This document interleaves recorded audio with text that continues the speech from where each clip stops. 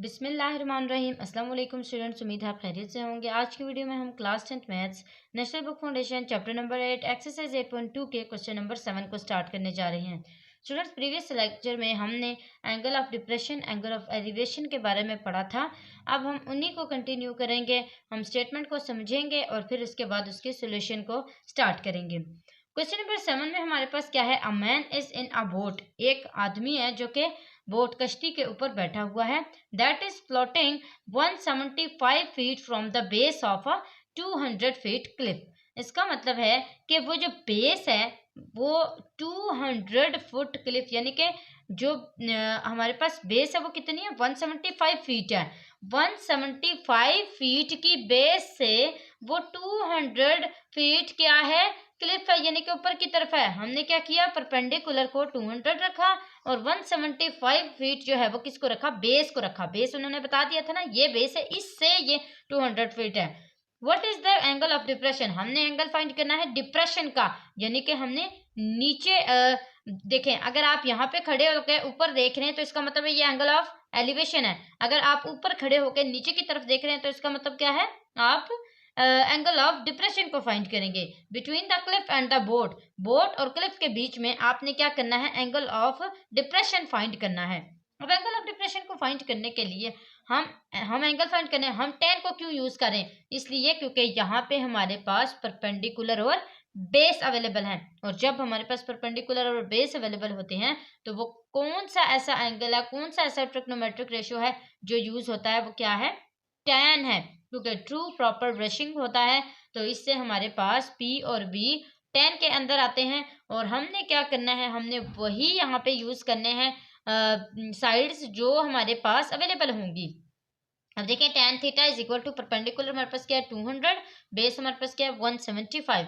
इन दोनों को या आप पहले से डिवाइड कर लें, यहाँ पे लिख लें, या आप tan को इधर ला के इन्वर्स करके इनके साथ इकट्ठा कर सकते हैं।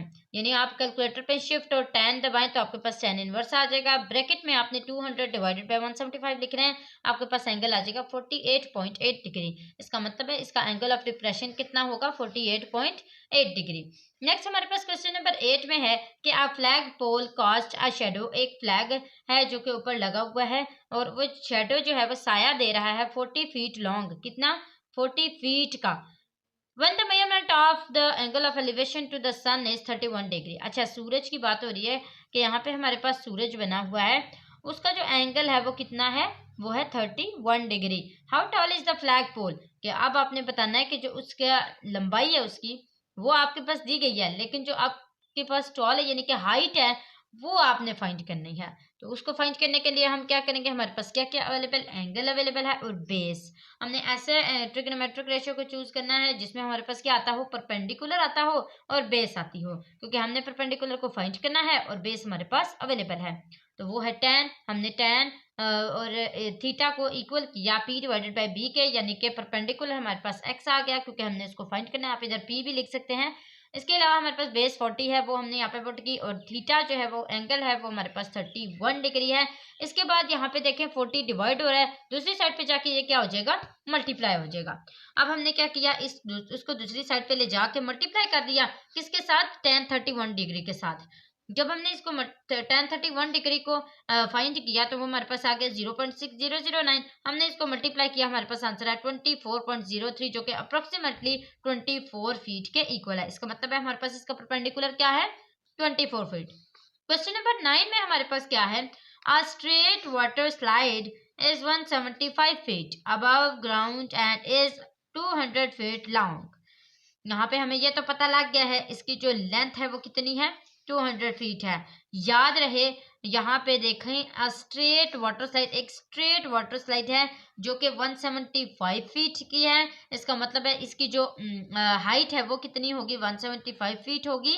अबव ग्राउंड, ग्राउंड के ऊपर, एंड इज 200 फीट, और उसकी जो 200 फीट है वो लंबाई होगी। याद रहे, ग्राउंड से ऊपर। What is the angle of depression? अपने डिप्रेशन को फाइंड करना है। To the bottom of the slides, यानी कि उसके जो बॉटम है, नीची जो जगह है वहां से स्लाइड की आपने एंगल ऑफ डिप्रेशन को फाइंड करना है। तो ये हमारे पास एंगल होगा जिसको हम फाइंड करेंगे। यहाँ पे मैंने साइन का यूज इसलिए किया है क्योंकि हमारे पास परपेंडिकुलर और हाइपोटेन्यूज जो है वो साइन के अंदर ही आते हैं। सम पीपल हैव से यहाँ पे मैंने परपेंडिकुलर को पुट किया है 175 जो कि हमारे पास अवेलेबल था। इसी तरह हाइपोटेन्यूज जो कि 200 फीट थी हमने उसको पुट किया। इन दोनों को आप पहले से डिवाइड कर लें या वो आंसर यहाँ पे लिख लें या फिर साइन को दूसरी साइड पे लाके साइन इनवर्स करके इसके साथ मल्टीप्लाई करें तो आपके पास आंसर आ जाएगा 61 डिग्री। इस तरह हमारा x जो है वो इक्वल आ जाएगा 61 डिग्री के। यहाँ तक 9 क्वेश्चन जो है वो सॉल्व हो चुके हैं। अब देखिए हमारे क्वेश्चंस इसलिए हमें जल्दी जल्दी समझने में आसानी हो रही है क्योंकि हम इसके पहले सारे के सारे कॉन्सेप्ट्स पढ़ चुके हुए हैं। हमने एंगल ऑफ डिप्रेशन के बारे में पढ़ा था, हमने एंगल ऑफ एलिवेशन के बारे में पढ़ा था, हमने some people have curly brown hair through proper brushes ये लाइन ये स्टेटमेंट पढ़ी थी कि इससे किस किस के ट्रिग्नोमेट्रिक रेशियो किस किस के इक्वल होंगे। हमने ये सारा क्लियर किया था। इसके अलावा हमने ये डिस्कस किया था कि जो एंगल ऑफ डिप्रेशन है वो जब आप ऊपर खड़े होके किसी नीचे वाली चीज को फाइंड करना चाह रहे हो तो वो एंगल ऑफ डिप्रेशन होता है, और अगर आप नीचे खड़े होके किसी ऊपर वाली चीज को देख रहे हैं तो वो एंगल ऑफ एलिवेशन होगा। उस एंगल को क्या कहेंगे? एंगल ऑफ एलिवेशन कहेंगे। ये हमने सारे के सारे कॉन्सेप्ट्स क्लियर किए हुए हैं। अगर आपको ये कॉन्सेप्ट्स क्लियर नहीं है तब आप ये क्वेश्चन सॉल्व नहीं कर सकते। इन कॉन्सेप्ट्स का पता होना आपको बहुत जरूरी है।